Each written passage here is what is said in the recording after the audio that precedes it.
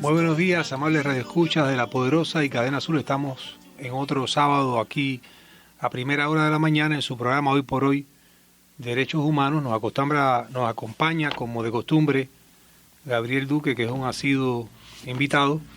A la misma vez, él tiene sus propios invitados y les aseguro que va a ser un programa en donde el tiempo va a volar y como nos pasa siempre, pues tenemos muchos temas que tocar y de los que conversar, también por el hecho que el programa toma lugar 2 veces por mes, un sábado sí y un sábado no, de forma tal que uno planea una cosa y ocurren noticias de última hora, hechos muy significativos que tienen que ver o que impactan directamente con lo que es derechos humanos. Comenzamos con Ucrania, esta invasión premeditada, lógicamente, como todos sabemos, pero terrible, que ha costado muchísimas vidas y que no solamente ha traído consigo el costo de vidas humanas, que es lo más preciado, sin lugar a dudas, sino que también está dando lugar a estos desplazamientos de millones de ucranianos a través de las fronteras, que genera otros problemas en donde vale decir y recalcar que ahí sí podemos ayudar donando para que se les atienda y se les dé la calidad de vida mínima que requiere un refugiado, en este caso el pueblo ucraniano. Gaby, yo prefiero que tú introduzcas a tu invitada para entonces comenzar con el tema del momento del día, que es Ucrania. Bueno, saludos a todos los radioescuchas, como siempre es un placer estar aquí y hoy tenemos el placer especial de recibir a una invitada muy especial. Ella se conoce como la señora del Canal de las Emociones. El Canal de las Emociones es un canal en YouTube. También le conocemos como la madrina. Muchos de nosotros, los que somos asiduos seguidores, que somos parte de la peña del Canal de las Emociones, y el Canal de las Emociones tiene casi 20,000 seguidores en YouTube, y la señora del Canal de las Emociones transmite casi diariamente, a veces hasta por 3 horas, generalmente mínimo hora y media. Habla de diferentes temas. Es alguien que es parte del exilio en Miami, es una señora de Cuba y es parte del exilio de Miami hace casi 30 años. La voy a dejar ahora que nos salude. Madrina, es un placer tenerla acá. Hola, buenas noches a todos. Bueno, a Luis por tenerme aquí, y a ti, Gabriel, que te tengo tanto aprecio. Pues mira, para presentarme, que siempre hay que hacer una ligera introducción, pues sí, me dicen la señora del Canal de las Emociones, que se me ocurrió ya a la tercera edad, porque ya soy senior, ya cojo descuentos en las tiendas cuando voy, pues se me ocurrió ir a un canal de YouTube a pedir a algunos amigos que me lo seguían, y sorprendentemente hemos crecido en el periodo de 1 año y algo muchísimo. Hemos creado una peña de cubanos, casi todos cubanos, a pesar de que tenemos personas de otros países, de Portugal, de México, de varios países, y cubanos que viven alrededor del mundo, personas que viven en Sudáfrica, en Miami, en muchos países. Y bueno, tocamos temas de interés para los cubanos, por supuesto la política en primer lugar, la situación y la denuncia de la dictadura cubana. Luego también hablamos de las emociones y nos reímos, muchas veces nos reímos también. Así que nada, un placer estar aquí con ustedes. Y bueno, la risa es la sal de la vida, así que sí, el humor entre nosotros los cubanos es parte de nuestra idiosincrasia. A veces nos reímos de nosotros mismos y eso nos permite o nos ha permitido pues mantenernos vivos durante tantos años de sufrimiento. Bueno, si me permite, yo le diré madrina también. Claro. Y comencemos con Ucrania. Yo, si me invitan, participaré en una de estas peñas, pero yo en realidad soy yo soy de la radio, no, yo me quedé en el siglo XX. Siglo XX Cambalache, decía Gardel cuando lo cantaba. Pero definitivamente invitado. Sí, pero en el 2014, haciendo un programa a través de ESPN Deportes, Eddie Pacheco, mi gran amigo, que hacía el programa junto conmigo, y un servidor, Luis Duque, nosotros pues por 6 sábados seguidos, por lo menos, pues fuimos muy críticos con Vladimir Putin cuando él anexa la península de Crimea. A mí me fascina la historia, yo soy abogado, pero desde niño pues sentí un atractivo tremendo por esta asignatura.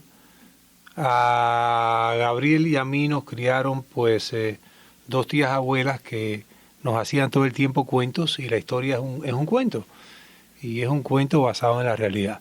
Decía que, estoy seguro, madrina, que usted recuerda a esta persona tan interesante y tan agradable y tan buen comunicador, que fue el coronel Roger Lavernia.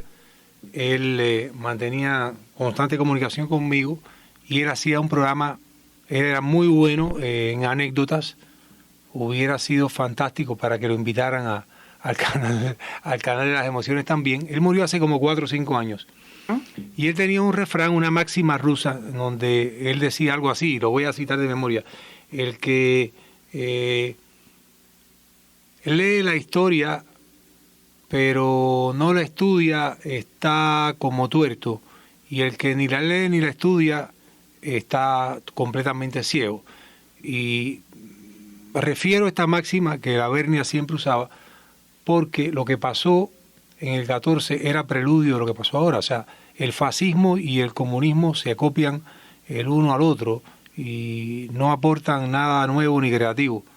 Y básicamente esto es lo mismo que se vio en el 37-38, 1937-1938, cuando Hitler anexa lo que se llamó como el Sudetenland, en inglés le llaman. Los Sudetes eran estos checos que hablaban alemán, y lo mismo que hace Putin ahora, él dice, ellos son, decía Hitler, ellos son pro-nazi, ellos hablan alemán. Hitler se toma primero esta zona que estaban los aliados supuestos a defender, y le pasaron esa a Hitler pensando que lo iban a amansar. Después él invade Checoslovaquia y después Polonia, y ahí comienza la Segunda Guerra Mundial. O sea que esto Eddie y yo lo criticamos y lo denunciamos porque veíamos venir, era claro que esto iba a pasar. Y yo creo que si no se le pone a este hombre freno hoy por hoy, pues vendrá Estonia, Lituania, Polonia y toda esta zona de influencia que perdió la URSS cuando se produce lo que le llamó Fidel Castro el desmerengamiento, le llamaba él, y pierden todas estas repúblicas que se independizan. Gaby es el hombre de los números, nosotros somos los de las letras, y él es el de la ciencia, el de los números y la tecnología. Él tiene unos números que siempre trae al programa con respecto a violaciones de derechos humanos, y en este caso con respecto a Ucrania. ¿Qué nos trae, Gaby? Bueno, yo quería hablarles de la resolución que se aprobó en las Naciones Unidas esta semana. La semana pasada trataron de pasar una resolución dentro del Consejo de Seguridad, y Rusia la vetó porque ellos son miembros, condenando las acciones de ellos y pidiéndole que salgan de Ucrania. Pero esta semana se llevó a votación a todos los miembros de las Naciones Unidas, de la Asamblea General de las Naciones Unidas. Y obviamente el voto pasó abrumadoramente, pero lo interesante del voto son los votos de abstinencia, las abstenciones. Las abstenciones, especialmente en Latinoamérica. Las abstenciones en Latinoamérica son 3, y esas 3 son Cuba, Nicaragua y Bolivia. Otro voto que es interesante es el voto en contra de la resolución. Y ahí están obviamente Bielorrusia y Siria, Corea del Norte. Y un voto interesante es de Eritrea, que es un país en África del que sabía poco, lo confieso, y es una dictadura desde los años 90 y parece que simpatizan con Putin. Es interesante, países muy cercanos a Rusia, de los que acabas de mencionar, como Estonia y Lituania, votaron a favor de la resolución, no tuvieron miedo y se abstuvieron, sino que votaron a favor de la resolución, que me imagino que eso es para ellos un afrontamiento, me imagino que Putin lo ve de esa forma. Desgraciadamente esta resolución no es más allá que simbólica, pero no deja de tener mucho valor. Sí, lo triste es que un miembro del Consejo de Seguridad, el Consejo de Seguridad está formado por 5 países, 5 miembros.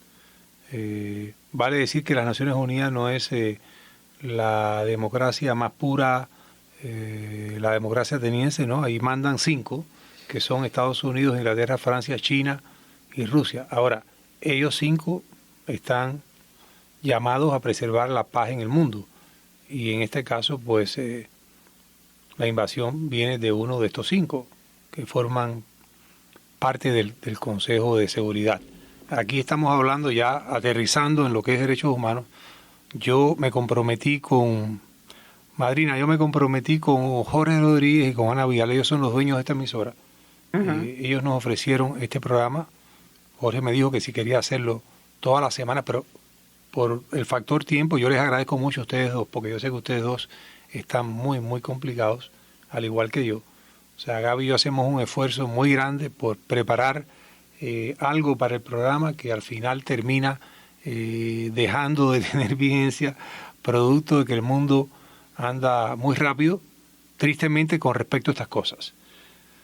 Pero, volviendo a lo que es el concepto original o la esencia del programa, que es el tema de derechos humanos, podemos señalar que la invasión es un atentado al derecho a la paz, el derecho a la paz que tienen los pueblos, y dice así una de las obras categóricas recientes, después me voy a referir al autor.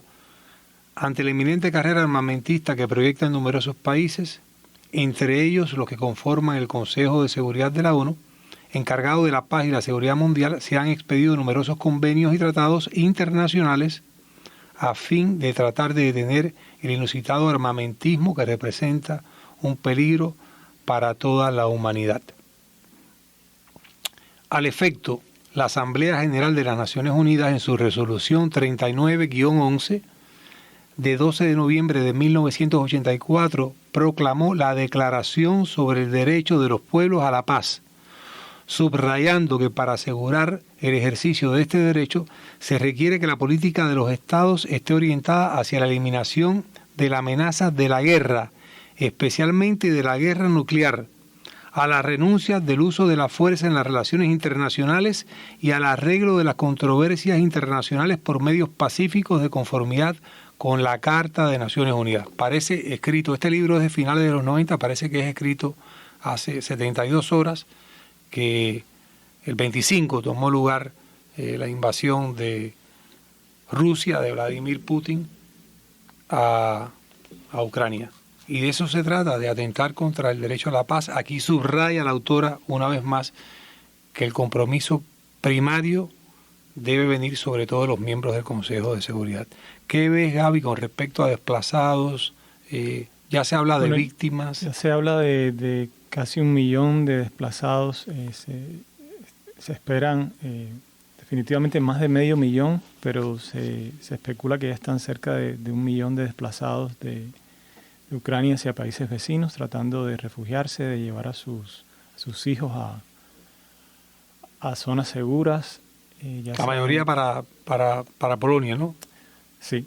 La mayoría para Polonia. Sí, hay 2, yo vi 2, me imagino que hay muchos más, pero vi 2. Una es parte es una plataforma de Amnistía Internacional que está recibiendo donaciones para ayudar a los refugiados. La otra es una plataforma que tiene que ver, no sé si tendrá alguna relación con Cáritas, que tiene que ver con la Iglesia Católica, que igual está aceptando donaciones. Y yo creo que es importante. En este caso yo estoy muy orgulloso de mis hijas, que son tus sobrinas, porque ellas apenas trabajan, apenas tienen... Bueno, ya Marisabel tiene un trabajo a tiempo completo, pero las otras 2 lo que tienen son unos part-times conmigo, pero ellas donan a estas organizaciones. Es importante que nos pongamos la mano en el corazón y la otra en la billetera, porque el costo humano está siendo muy grande y estas personas que son mujeres, hombres, pero también ancianos y niños necesitan de ayuda. Esto es costoso, necesitan alimentos, necesitan techo y yo creo que van a ser mucho más de 1 millón. ¿Me permiten hacer alguna nota aquí? Estuve escuchando en los últimos, en lo que por comenzar el programa, ha ocurrido una explosión, una de las explosiones que ha llevado Rusia a cabo en Kiev, ha destruido una estación de trenes que está muy cerca de la ciudad y ha dejado a una parte grandísima de la ciudad de Kiev sin calefacción en una noche que se supone máximas serán de 3 grados, así que bastante terrible lo que Cosa tan horrible. Yo trabajo, de hecho, con un señor que está en Ucrania. Él trabaja remoto con nosotros en el equipo y no supimos nada de él por una semana. Hoy finalmente supimos de él y los han movido hacia la parte oeste del país para tratar de que estén, y él por el momento está a salvo y donde él está no hay ningún problema, pero todos estos desplazamientos son costosos, ellos están quedándose con amistades. Es muy horrible, una persona que tenía su vida completamente tranquila como muchos de nosotros, trabajando y demás, y todo esto se ha cambiado de la noche a la mañana. No, y el costo y el impacto que significará esto a los países vecinos en los próximos meses, cuando esta invasión termine, todos estos refugiados, todas estas personas que ya creo que alcanzan a 900,000 que se desplacen a los países vecinos, va a tener un costo y un precio también para la sociedad de países europeos, que va a tener repercusión definitivamente y llegará puestos. Es terrible, una situación terrible. La licenciada Zulay Rodríguez en este libro, que es un curso básico de derechos humanos, señala además: los derechos humanos juegan un papel importante en el mantenimiento de la paz. Sin embargo, cuando las organizaciones internacionales, en este caso la ONU, no pueden llenar este cometido, o sea, se inicia la guerra, ¿no? Entra en acción los presupuestos del derecho internacional humanitario, que tiene el fin de humanizar los conflictos armados, pero no de evitarlos. El derecho internacional humanitario. Esta emisora tiene desde hace muchos años al coronel Matías Farías, coronel de la Fuerza Aérea de los Estados Unidos, ya retirado, buen amigo, vivió en Panamá por muchos años, él estaba acantonado de Comando Sur, muy amigo de nuestra familia en Panamá. Gaby y yo tenemos familia panameña, y él decía que los MiGs estaban bombardeando zonas de las ciudades, edificios donde hay personas civiles viviendo. Y él dio su opinión, o sea, que fue muy claro en esto. Él dijo, y es un piloto de la Fuerza Aérea de los Estados Unidos. Él decía, si yo voy en un MiG o si voy en un F-16 o voy donde vaya, y a mí me ordenan que le tire a un edificio que está habitado por civiles, yo levanto la nariz y le digo a mi superior, no disparo porque la orden que me estás dando es ilegal. Y por eso mencionaba aquí lo que es el derecho humanitario. Usted en la guerra tiene reglas que respetar. Como en el boxeo hay reglas que respetar. Y usted no puede, por ejemplo, dar golpes bajos, así mismo en la guerra. Y estamos viendo edificios bombardeados. Eso es un crimen espantoso. Y es algo que hay que tratar de que el señor Vladimir Putin pague por ello. Ese es el derecho internacional humanitario del que estaba hablando Zulay Rodríguez en su libro. Y si han habido reportes de algunos destacamentos rusos que han entregado las armas en Ucrania, que se han voluntariamente rendido. Estuve leyendo, sí. Probablemente porque no simpatizan con lo que le están ordenando.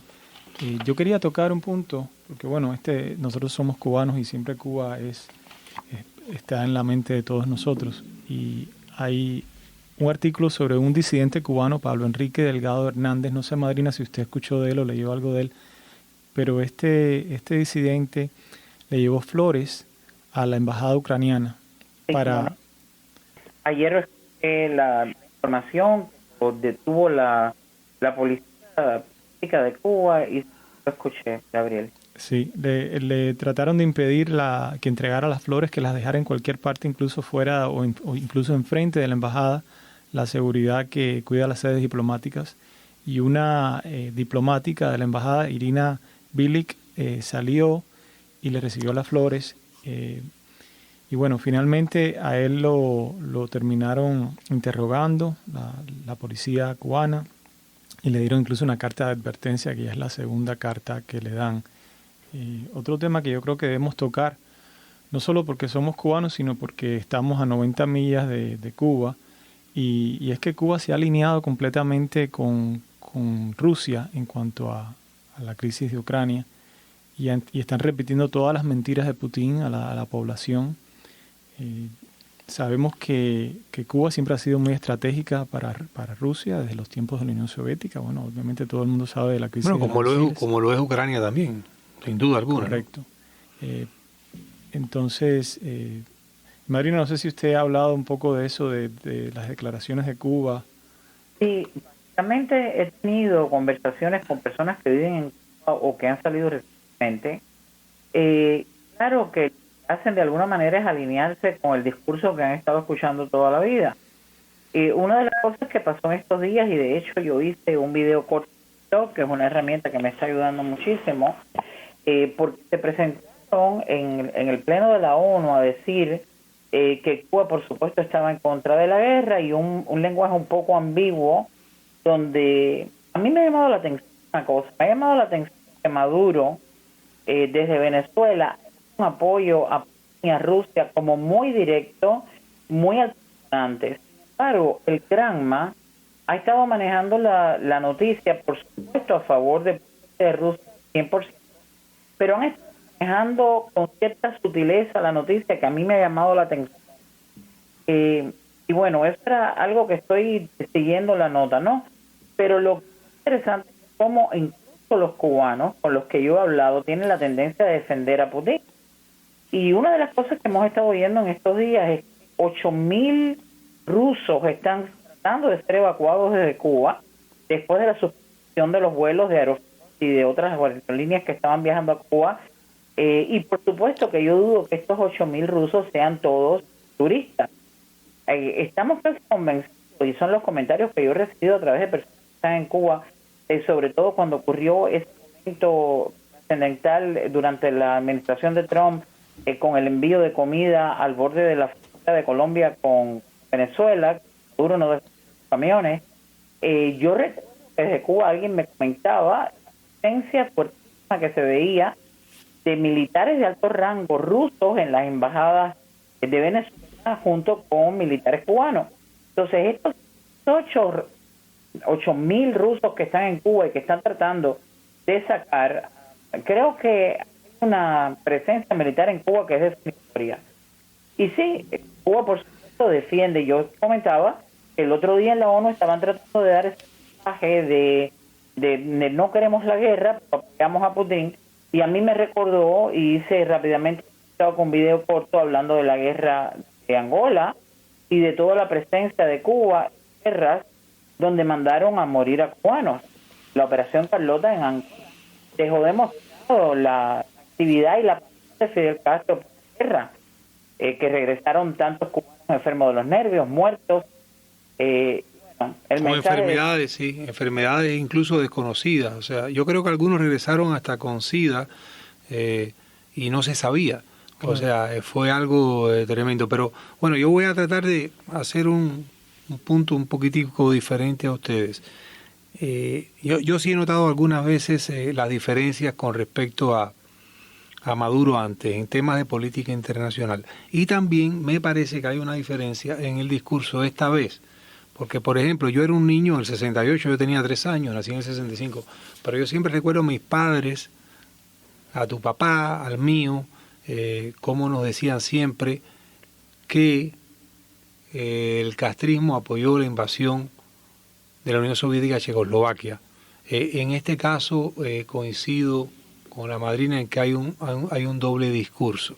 A mí me parece que es un discurso ambiguo, no es honesto, es medio oportunista, pero lógicamente ellos están en una situación con todo lo que pasó, el nivel de represión del año pasado, en donde tienen que a toda costa defender lo que se llama en materia de tratados internacionales el derecho a la autodeterminación de los pueblos, y esto realmente es muy difícil de defender. Por otro lado, ideológicamente ya no es lo mismo que la relación que había con la Unión Soviética. Sí vale señalar que el nacionalismo castrista cuando se trata de la Unión Soviética antes o de Rusia ahora, desaparece por completo. Y escuchamos, ustedes escucharon, todos escuchamos, la declaración de Putin de hace más o menos un mes que yo voy a desplegar soldados en América Latina, en Cuba. Ellos no dijeron absolutamente nada, que me pareció vergonzoso. Porque a mí, por ejemplo, me vieron con un pullover que decía SOS Cuba y me acusaron de que yo estaba pidiendo la invasión. O sea, no sé qué tiene que ver una cosa con la otra. Pero este nacionalismo, cuando se trata de la Unión Soviética antes o de Rusia ahora, desaparece total y completamente. Recordemos que cuando Putin saca de Cuba la base de Lourdes, o sea, Fidel Castro lo critica y le dice, pero ¿cómo están haciendo esto? O sea, figúrense, este régimen que por 63 años ha posado como nacionalista en extremo, rechaza que una base militar desaparezca de tu territorio. Así que... Completamente hipócrita. Es una cosa realmente que hay que reírse para no llorar.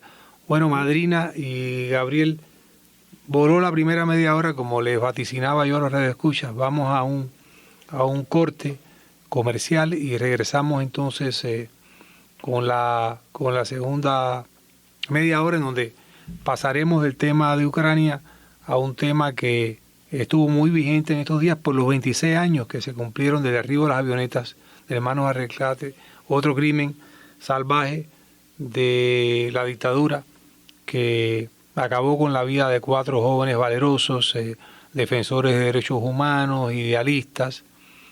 Y ahí quisiera yo entrar para desarrollar el tema de cómo nos infiltran, nos toman el pelo, y una y otra vez vemos cómo la inteligencia cubana pues penetra en Miami, penetra en las organizaciones y hace muchísimo daño.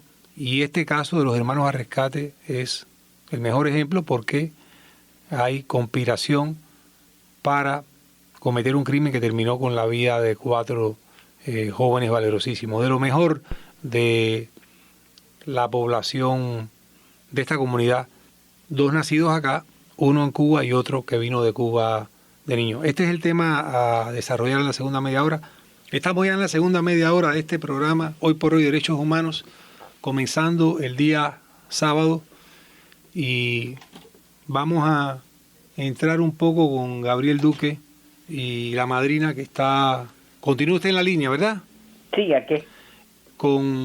Yo quisiera un poco ver esto, ¿no? De la emoción aquella tremenda que causó el derribo de las avionetas. Yo creo que todos los que estábamos aquí recordamos perfectamente dónde estábamos aquel día. Yo estaba en Pembroke Pines, en mi apartamento, y ahí recibí la noticia. Para mí fue demoledora porque Mario de la Peña era un gran amigo además. ¿Qué recuerda usted de ese día, madrina? Ese día fue terrible. Te puedo recordar que yo tenía 8 meses de embarazo. Estaba invitada a cenar con unos amigos nicaragüenses, justamente. Y recuerdo, la noticia me llegó ya después que había ocurrido, como esta cita, pues no podía estar delante del televisor enterándome, y lo hicimos en casa de estos amigos, y puedo decir, Luis, que yo no aborté a mi criatura en ese momento de milagro. Fue extremadamente fuerte, fue muy doloroso. Estamos acostumbrados a escuchar la labor tremenda de Hermanos al Rescate. Habíamos llorado muchas veces a las cámaras frente a la televisión de Miami, viendo la labor de rescate que hacían con los balseros que estaban por sucumbir en el estrecho de la Florida, cómo les daban agua, cómo los ayudaban a llegar a tierra firme llamando a la guardacosta. Y todos conocíamos, éramos de alguna manera el corazón y el alma del que estaba con Hermanos al Rescate, y recordamos por supuesto a Basulto y a toda la gente que trabajaba voluntariamente con Hermanos al Rescate. La muerte de estos jóvenes todavía no se ha hecho justicia. Fue una pérdida para el exilio, fue una pérdida súper dolorosa, que yo recuerdo en mi mente haber vivido horas de mucho dolor luego cuando ocurrió el tema de Lian, que bueno, pero yo tuve la desgracia, y creo que he olvidado un poco de los detalles, de conocer a uno de los culpables de esta masacre tremenda que se hizo de las avionetas, que fue Juan Pablo Roque, porque en algún momento, en aquella época, yo trabajaba muy de cerca con unas iglesias que ayudaban a los refugiados, y por cuestiones de trabajo en contacto conocí a Juan Pablo Roque, que apareció al otro día de las avionetas de La Habana, y que supimos que era un agente de seguridad del Estado, un hombre que en Miami se comportaba, sabemos que pasó con Ana Margarita, que trató de hacer una vida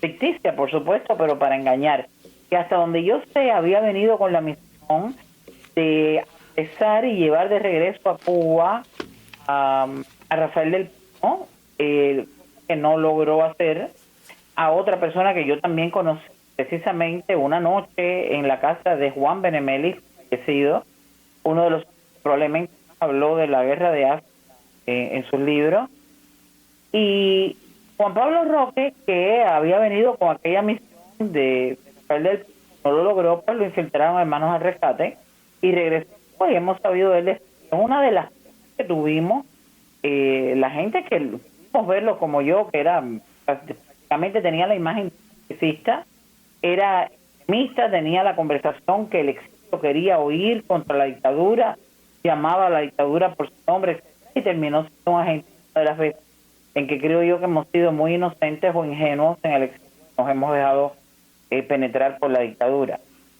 Así que el recuerdo fue terrible, yo embarazada, y fue muy, muy triste. Bueno, yo aquí pues quisiera hacer un paréntesis, y no sé si ustedes saben que Hermanos al Rescate nace, la idea es de Billy Schultz, y la idea, yo estaba aquí en el 90, en ese verano del 90, hay un joven que me dio trabajo encontrar su nombre porque cuando yo ponía en Google no lo encontraba.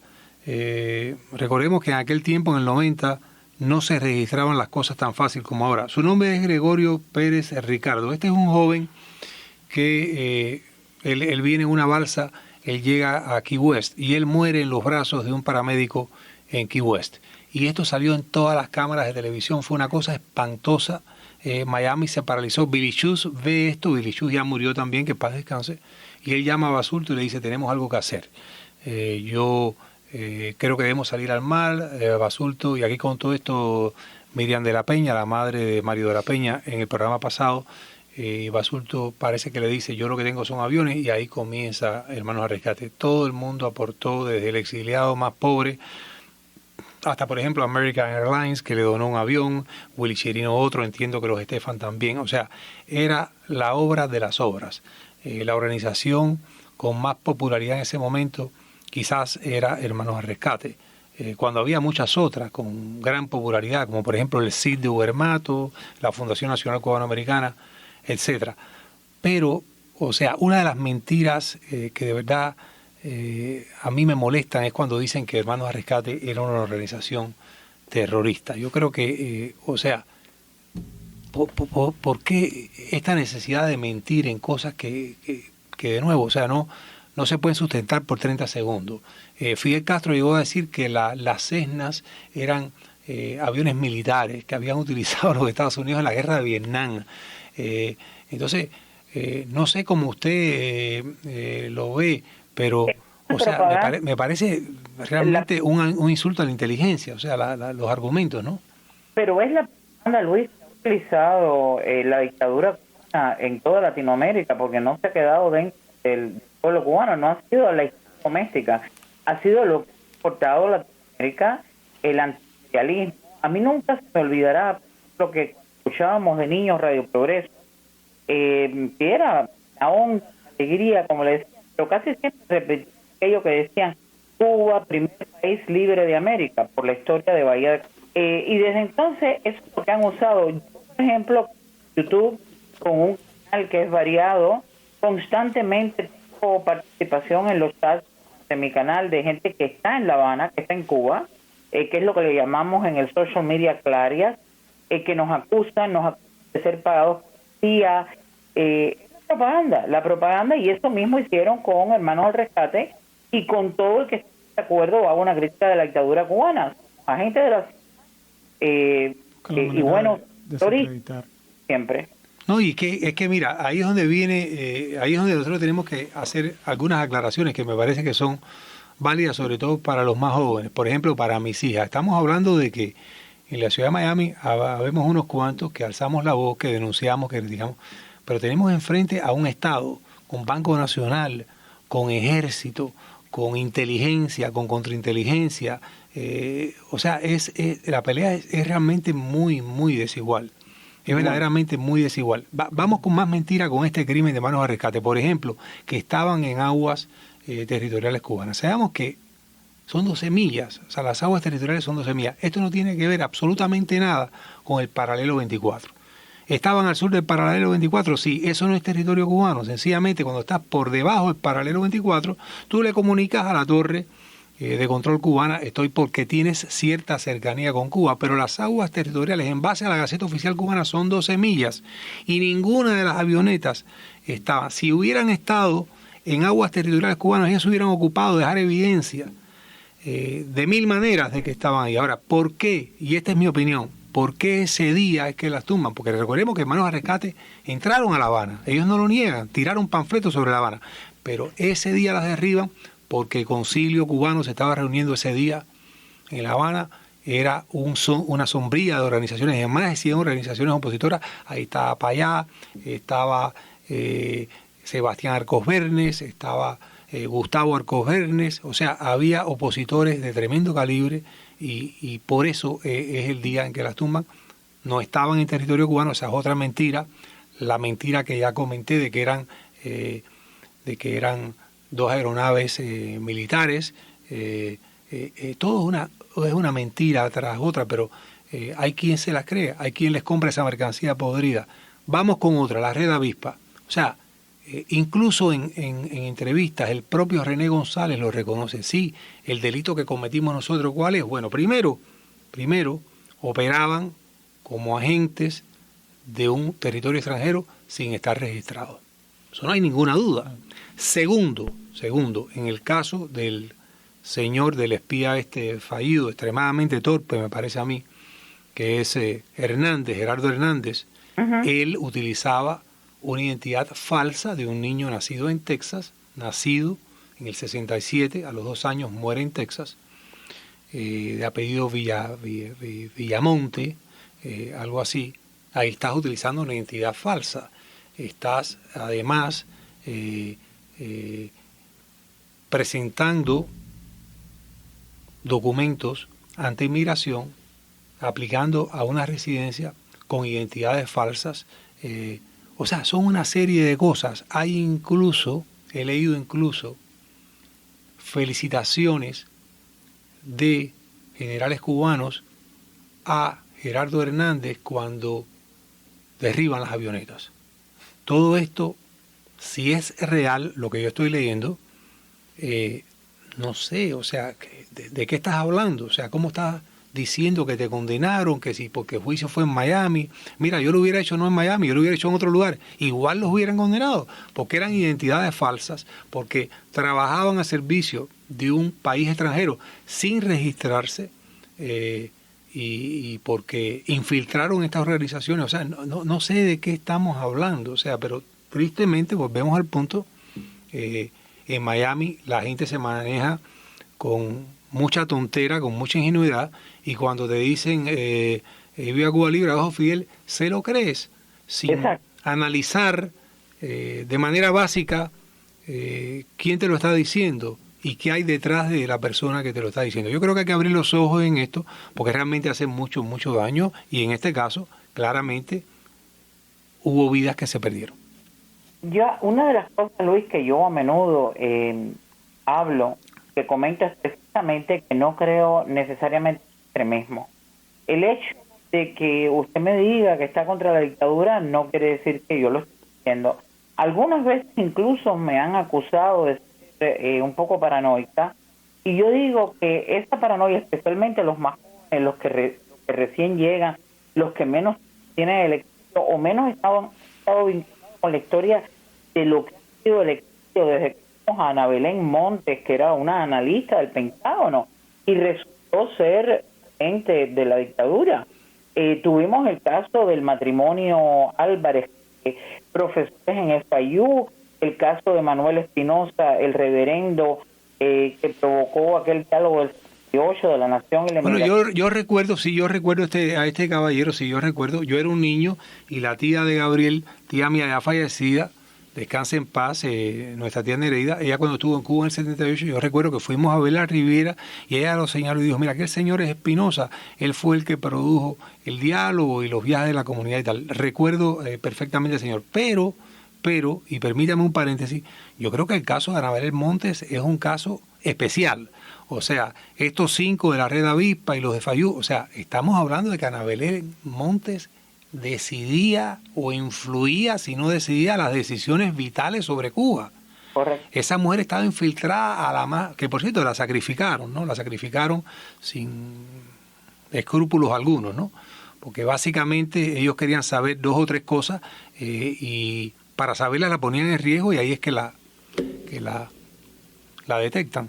Está cumpliendo todavía, o sea que por cierto se comentó, yo no tengo eso claro, que en algún momento trató Raúl de negociarla cuando se negocia con Obama a la vuelta de los, pero o sea, ella sí es clara y evidentemente un peje gordísimo, muy gordo. Nació en Puerto Rico, nació en una base militar en Alemania, si mal no recuerdo, y realmente es triste, o sea, creo que los hermanos trabajan con el FBI o trabajan con el ejército, es una cosa increíble, pero ahí vemos la agresividad de la inteligencia cubana y cómo mueven muy bien sus fichas. Yo me imagino que ahí viene el tema del nacionalismo puertorriqueño, esto que manejan ellos, el complejito de que mira, Cuba y Puerto Rico son de un pájaro las 2 alas, una que ha caído al mar, otra no. Me explico, por ahí yo me imagino que entrarán, ¿no? Me estaba acordando también del que llegó a cargos directivos en TV Martí. Estaba buscando ahora el nombre, se llama, no sé si... El Orión. Sí. Sí, pero creo que se llamaba José Fernández Brenes, según veo aquí en... el agente Orión llegó a Río Martí. Yo estaba recordando lo que ustedes hablaban. No sé si se acuerdan el matrimonio Myers. El matrimonio Myers. Claro, pues, ¿cómo no? Sí. Y así tanto, pero una cosa interesante. La lista de días es interminable. Aparece también Napoleón Vilaboa, al que se le habló tantas cosas, que fue el padre del Mariel. Pero hay una cosa muy interesante, que además de los están los gestores de la opinión pública en Miami, y está la gente que abiertamente se espía, es lo que yo le llamo eso, los gestores, lo que dibujan un poco el caldo de cultivo para dividir la opinión pública en Miami. Y el mejor ejemplo es Maslenik.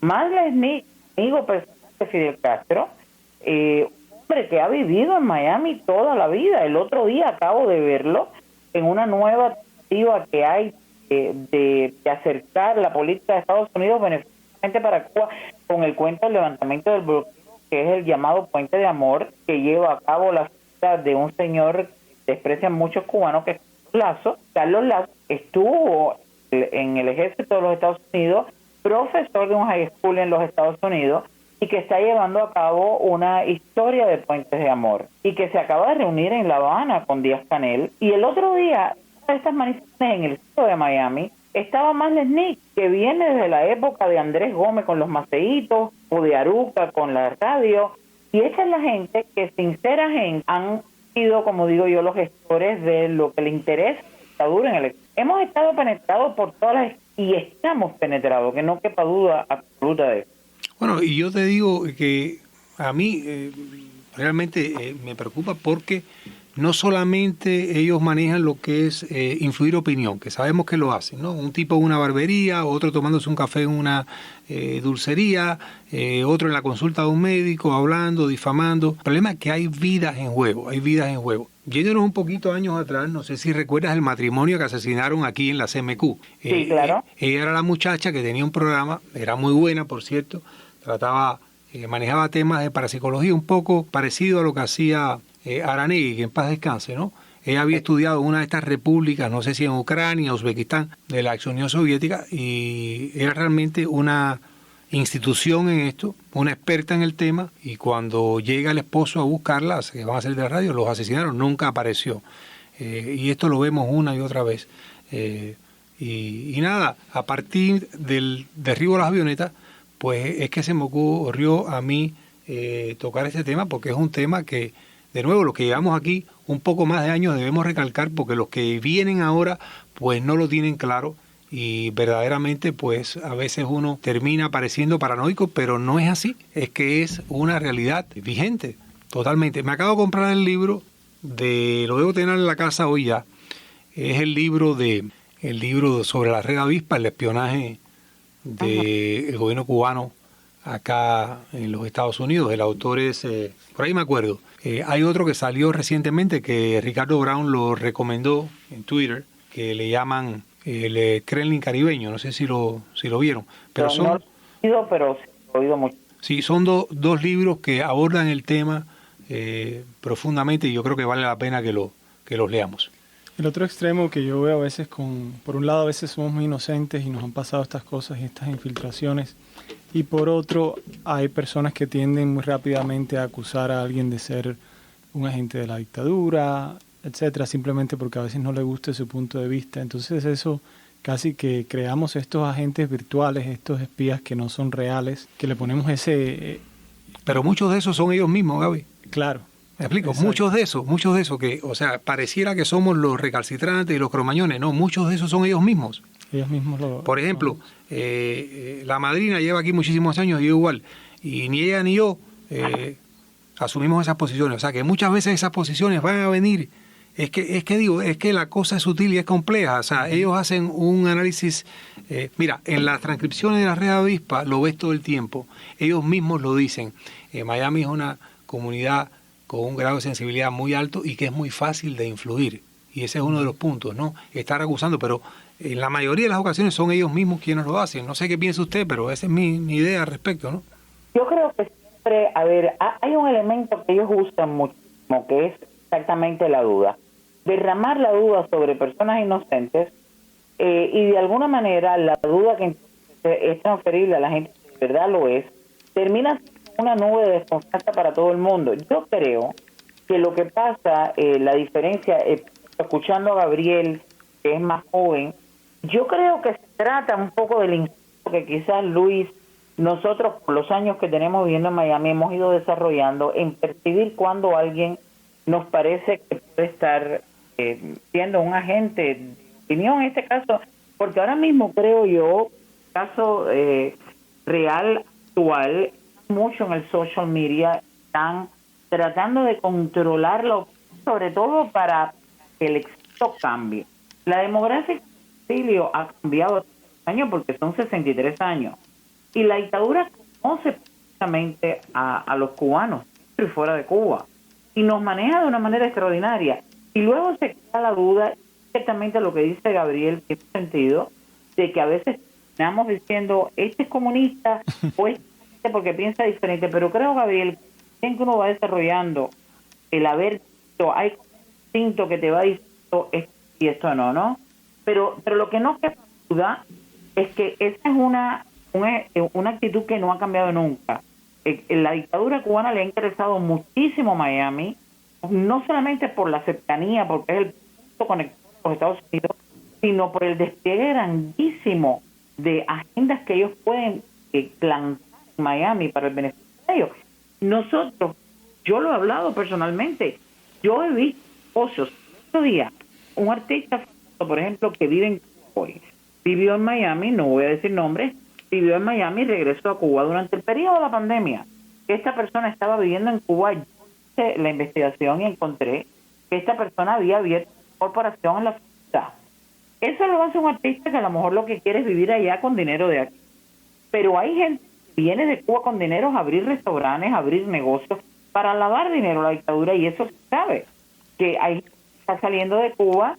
Hemos seguido el track de compañías, sociedades anónimas en Panamá que luego vienen a poner negocios de la nada, poner negocios en Miami para lavar dinero. Es decir, no solamente es el espionaje al que estamos acostumbrados a ver en las películas o que vimos en los años 60, pero de alguna manera que le hace daño a la democracia que vivimos nosotros, el exilio que vivimos aquí, donde está el dolor, las víctimas de la dictadura y justicia, el ejercicio de mantenerse en el poder.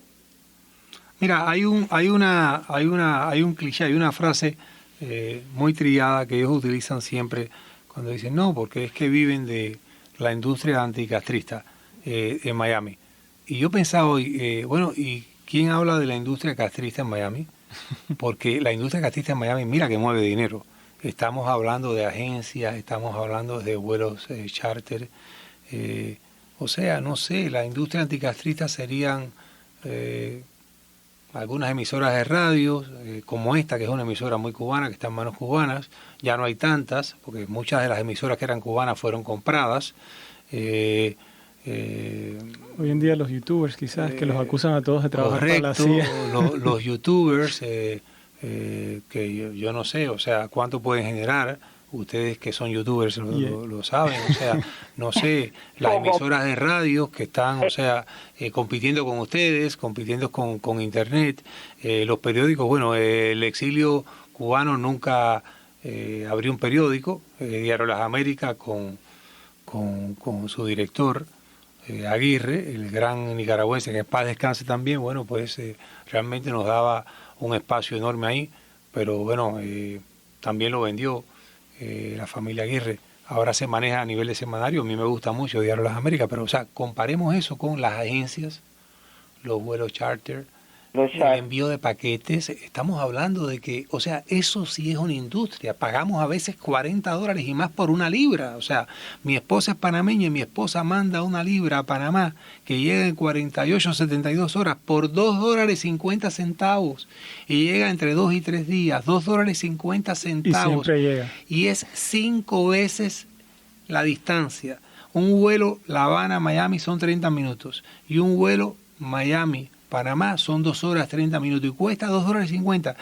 Piensen lo que genera esa industria, que pagamos $40 en ocasiones y más hemos pagado también. Normalmente por 30 minutos pagamos 14, 8, 10. Entonces, ¿de qué estamos hablando? O sea, la competencia es de león con mono amarrado. O sea, el dinero lo tienen ellos, no nosotros. Y lo gracioso del caso es que ellos están como obsesionados con el dinero, con todo lo que sea dinero. Ellos quieren hacer ver de que si por algo se está cobrando, pues automáticamente no es legítimo, no es real. Madrina, no sé si usted se acuerda, usted nos invitó a un muchacho de Cuba a su directa, y él hizo un comentario que me llamó mucho la atención sobre el Eliezer Ávila, y él dijo que los cubanos de Cuba todos creían en Eliezer Ávila hasta el momento que puso un anuncio en su canal. Y a mí eso me llamó muchísimo la atención. Eso es complejo y da para horas de discusión. En el caso mío, yo simplemente una de las youtubers que menos dinero hace porque yo no tengo anuncios. Y para decirles la verdad, la manera en que yo hago mis directas, que estoy en la calle, estoy manejando, estoy en el parque, no me interesa mucho el tema de hacer anuncios aquí, lo haré en el futuro porque no hace falta definitivamente. En la dictadura muchísimo dinero, muchísimos recursos, muchísimas personas trabajando, profesionales, ¿verdad? Profesionales, y nosotros pues hacemos lo que podemos.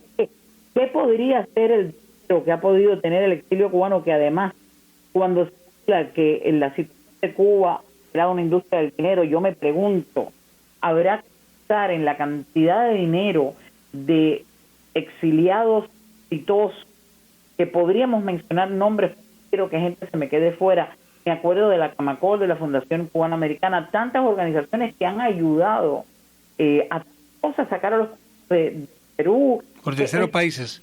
Exacto, de terceros países. El programa Éxodo de la Fundación, a eso se Correcto. refiere. Es mucho más el dinero. Para poder poner dinero contra la dictadura hay que hacer dinero. Y si una cosa le ha demostrado es solidario con la causa, con la lucha de Cuba y con los cubanos que están detrás. Pero mira, Luis está dando, eso que tú decís, Gabriel, ese tema primero, hay un punto que a veces es nuestra democracia y ellos ya nos conocen. Una de las cosas que la dictadura dentro de Cuba ha generado y que ha echado mucho la envidia, suena muy feo, pero hay que decirlo, ese oportunismo que fue naciendo en la sociedad cubana, que la gente terminaba en un centro laboral peleándose entre sí en aquellas famosas asambleas por el derecho a una lavadora o un ventilador, o el hecho de que yo tengo y tú no, el asunto es que ninguno tengamos. Yo recuerdo una entrevista que se le hizo a una señora durante un periodo especioso a la caída del bloque socialista, que a mí me dejó súper defraudada cuando decía, sí, todos estamos muy mal, pero todos estamos mal. Yo dije, este país nunca va a salir de esto. Así que sí, a veces ellos trabajan esa mentalidad de la gente, hacer dinero es malo, es la mentalidad socialista que le han implantado al cubano, y las nuevas generaciones la heredan no importa dónde vaya. Y es una de las cosas que yo trato de hacer, de educar, de desmontar ese traje con el que a veces llegan de Cuba, con la mentalidad socialista que le han puesto en la escuela desde que le dijeron somos como el Che, hasta llegar aquí. Y luego llegan a los Estados Unidos y dicen, yo no sabía que el Che era malo. Pero volviendo a lo que decía Luis sobre el dinero, Luis, hay un punto muy importante aquí. No solamente el dinero que hace la dictadura, que sale de los Estados Unidos, y vamos a hablar, por ejemplo, de lo que tuvimos que se ha controlado, pero por décadas tuvimos el fraude al Medicare. ¿Y dónde terminaban toda esta gente? Terminaban en Cuba escondidos, y gente que venía a los Estados Unidos entrenados, el gobernador, no me puedo acordar el nombre del gobernador que trajo este tema a las noticias, de cómo llegaban, yo tengo montones de ejemplos de ese tipo, llegaban de Cuba y automáticamente conocían el sistema para defraudar al Medicare, desfalcar al Medicare. Qué horror, qué horror. Oye, la segunda media hora terminó, me da pena, tenemos que hacer otro programa, porque estamos entrando en temas complicados y fundamentales. Los dos libros son El Soviet Caribeño, de César Reinel Aguilera, y El espionaje cubano en los Estados Unidos, la red Avispa, es el otro libro. El autor es, ya se los digo, este fue el que me compré.